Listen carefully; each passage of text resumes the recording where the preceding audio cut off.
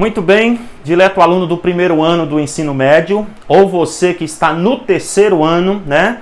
E agora está dando uma revisada, bem-vindo para o vídeo 2 do tema radioatividade. Nós estamos analisando ainda ali a parte histórica, tentando descobrir como que este fenômeno extraordinário da radioatividade, como que ele foi descoberto. E nós estávamos vendo que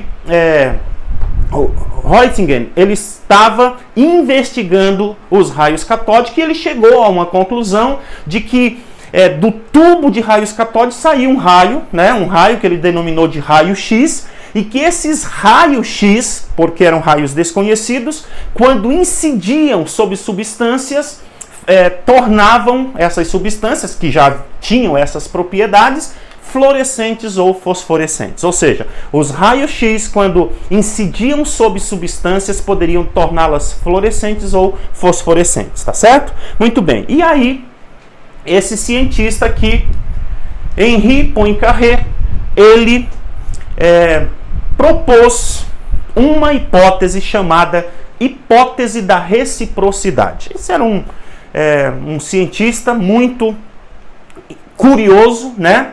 E ele então propôs. Qual era a sua proposta? A proposta dele era a seguinte: ora, se os raios-x deixam fluorescente algumas substâncias, então as substâncias fluorescentes ou fosforescentes emitem raio-x. Então deixa eu ver se ficou claro. Olha só.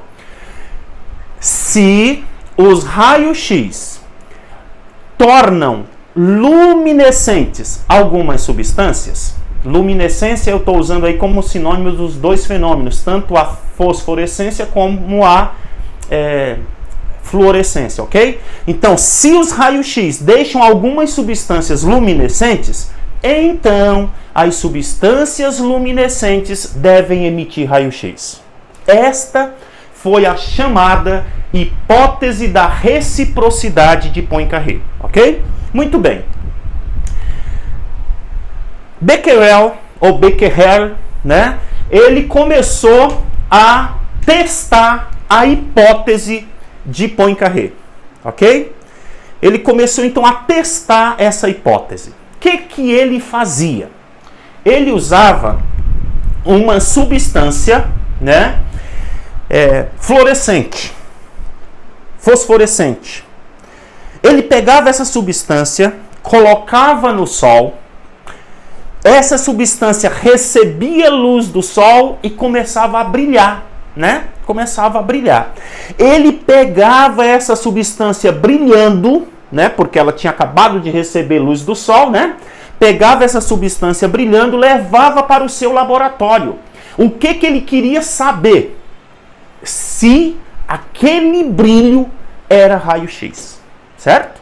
Se aquele brilho era capaz de impressionar chapas fotográficas, como os raios-x eram capazes de fazer, ok? Então, esse senhor francês, Becquerel, ele continuou fazendo os seus ensaios, né? Ele usava então essa substância e um dia a história diz que estava nublado e não deu para Becquerel colocar suas substâncias no sol para pegar luz, para pegar energia, para se tornar luminescente. Não deu. E aí ele pegou essa substância, enrolou num pano e guardou na gaveta do seu escritório, do seu laboratório, sobre umas chapas virgens, umas chapas fotográficas virgens. Deixou por lá, foi cuidar de outras coisas, e aí ele, lá na frente, abriu a gaveta um determinado dia e percebeu o seguinte, que a substância tinha impressionado as chapas fotográficas. A substância que ele usava era uma substância, né, um minério chamado sulfato duplo de potássio e uranila, ou sulfato de urânio e potássio, né? Então ele usava essa substância. Então essa substância, mesmo sem brilhar, mesmo sem se tornar luminescente, ela impressionava os filmes fotográficos, né? Então, aqui tem o papel, né? O filme fotográfico, um papel impregnado com substâncias fotossensíveis, e aí a marca da pedra no papel, né? Aquilo deixou ele assim muito intrigado, né? Ele observou aquilo, levou a sério e começou então a fazer mais ensaios, né? E ele chegou então à conclusão que aqueles raios que saía daquele minério e que impressionava as chapas fotográficas não dependia da luminescência. Era outra coisa completamente diferente, não tinha nada a ver com luminescência, né? Porque naquele dia ele pegou a substância sem colocar no sol, a substância não estava brilhando, ainda assim ela impressionou, né? Ele continuou então seus estudos. Aqui você tem uma moeda, né? Uma moeda, veja que ele pegou uma moeda, colocou sobre o papel fotográfico e colocou a substância em cima, né? E aí o que acontece com a moeda, ó? Toda, tem até a cara aqui impressa, né? Ele usou a substância em vários ensaios. Ele moeu a substância, ele aqueceu a substância, ele resfriou a substância, ele dissolveu em ácido a substância e ainda assim as propriedades, ou seja, essa propriedade de impressionar chapas fotográficas não mudava, permanecia essa propriedade, né? Era uma propriedade inerente àquela pedra, aquela rocha, aquele mineral, tá certo? Então entra na história essa polonesa que recebeu o sobrenome do seu esposo, que era francês, Marie Curie, né? E Pierre Curie. Então esse casal, o casal mais famoso da radioatividade, sem dúvida nenhuma. Eles então entraram na jogada e começaram a investigar aquele mineral, aquele e outros minerais de urânio, né? E chegaram então à conclusão de que, na verdade, né, quem era o responsável por emitir raios invisíveis, né? Raios misteriosos, capazes de impressionar o papel fotográfico, era o urânio. Qualquer minério que tivesse urânio tinha a capacidade de emitir essa radiação. Esse fenômeno foi batizado de radioatividade por Marie Curie. Ela batizou esse fenômeno de radioatividade, tá certo? E esse fenômeno, então, foi denominado de radioatividade e os raios foram chamados de raios Becquerel, né? Becquerel. Então, o que acontece? Por este feito, os três cientistas, receberam o Nobel de Física em 1903. Pela descoberta da radioatividade. Um fenômeno, uma atividade natural que o urânio tinha de emitir radiação capaz de impressionar chapas fotográficas até naquele momento, né? Eles continuaram trabalhando, descobriram depois o tório, um elemento bastante ativo, bastante radioativo, por isso recebeu esse nome, né, de tório em homenagem ao deus Thor, porque era um elemento que emitia muita radioatividade, né, muitas radiações. Depois eles também descobriram o polônio, 400 vezes mais radioativo do que o urânio. Por isso, em homenagem a Marie Curie, ele foi denominado de polônio, porque ela era polonesa, né? Então, em homenagem à sua terra natal, foi batizado então de polônio, né? E depois eles descobriram então um elemento tremendamente ativo, né? Que de tão radioativo eles batizaram ele de rádio, né? Então eles descobriram esse camarada muito mais ativo ainda do que o próprio polônio, que já era 400 vezes mais radioativos do que urânio, né? Bom, mas não é fácil, né? Vejam que, você fala assim, descobriu lá urânio, né? Descobriu que era o urânio responsável pela atividade. Depois descobriu o tório. Depois descobriu o rádio, descobriu o polônio. Nossa, foi fácil descobrir. Na verdade, o trabalho dos cientistas não é fácil. Primeiro porque o cientista ele tem que estudar, né? O cientista é alguém que estuda o tempo todo, e estudar não é uma coisa simples, não é uma coisa fácil, não é uma coisa assim que a maioria das pessoas gostam de fazer, tá certo?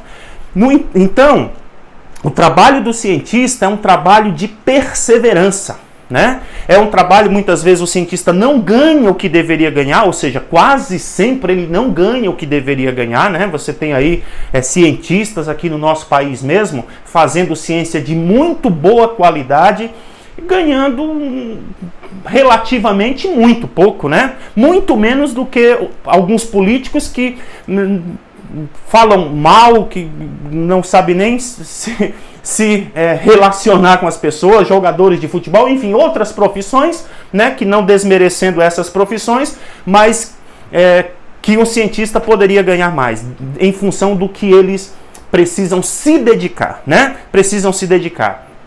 E quando que começa a luta, o trabalho, o esforço, a dedicação de um cientista?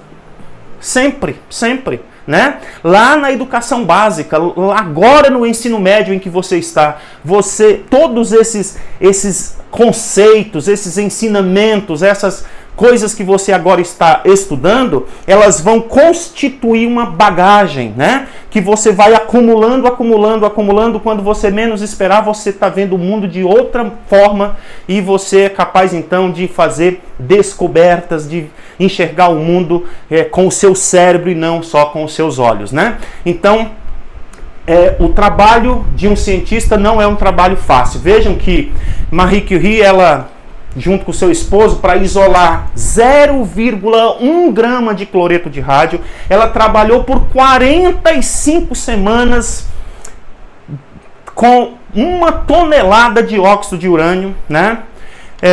Moendo urânio, pulverizando urânio, destilando urânio, peneirando aquelas pedras, quer dizer, um trabalho longo e perseverante, né? Mas que compensou a ela, né? Compensou a ela, porque ela foi então agraciada em 1911 com o 2º prêmio Nobel agora de Química, tá certo? Bom, quando o rádio foi descoberto, foi uma febre, né? Achava-se que tinham se descoberto o elixir da longa vida, né? Então era rádio para tudo, da frieira a tumor no cérebro era rádio, né? Então aqui você vê, por exemplo, medicamentos que eram utilizados naquela época, né? Que passaram a ser utilizados naquela época e foram utilizados aí nos próximos 20 anos, pelo menos, né? Aqui é água radioativa, né? Água radioativa. Tomava ali algumas gotinhas para ficar com saúde, né? Para matar os micróbios do corpo, para ter força e energia. Aqui você tem um tônico e um remédio para dor na coluna, para dor nas costas. Você tem aqui então a água irradiada, que era vendida em um potinho maior, né? Aqui no chocolate, imagina, chocolate radioativo, né? Você tinha aqui pasta de dente radioativa, né? Imagine só, deixar os dentes branquinhos, bonitinhos, sem bactérias, matava mesmo as bactérias, né? Literalmente, né? Um creme para o rosto, para tirar as espinhas, para tirar as rugas, né? Era vendido creme com radioativo, né? E olha só que ironia, né?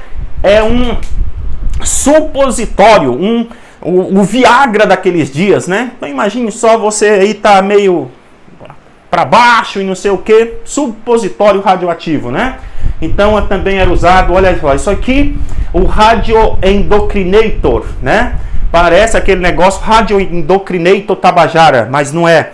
Então, veja, isso aqui era o quê? Era como se fosse um porta-cartão de crédito, uma carteirinha, né? Naquele tempo não tinha cartão de crédito, evidentemente, mas era como se fosse um estojinho para você, homem, colocar aqui no bolso da frente, próximo dos testículos, né? Era o Viagra da época. Mal eles sabiam dos efeitos tremendos que era você colocar uma substância radioativa tão próxima ali das gônadas, né? Dos órgãos sexuais. Que loucura, né? Olha que situação. Até no pão eles colocavam substâncias radioativas, né? Para você ver como a ignorância era tremendo, né? E mesmo os cientistas que trabalhavam com isso não conheciam os riscos, né? Então, aqui tem a senhora Curie, o seu esposo já havia morreu jovem ainda, lamentavelmente, e por ironia do destino, ele não morreu em decorrência do seu trabalho com os elementos radioativos. Ele morreu atropelado. Imagine só, atropelado por uma charrete, né? Que coisa mais maluca. E Marie Curie, depois de trabalhar muito, né, com urânio, com rádio, com polônio, com tório, etc., ela acabou morrendo, mas viveu bastante até, né, com 67 anos, mas em função dessa exposição prolongada com substâncias radioativas, ela não teve boa saúde nos últimos anos da sua vida, tá certo? Muito bem. No próximo vídeo nós continuaremos agora estudando as radiações. Que radiações, que propriedade tem as radiações que saem de dentro dos elementos radioativos. Não perca o próximo vídeo, até lá.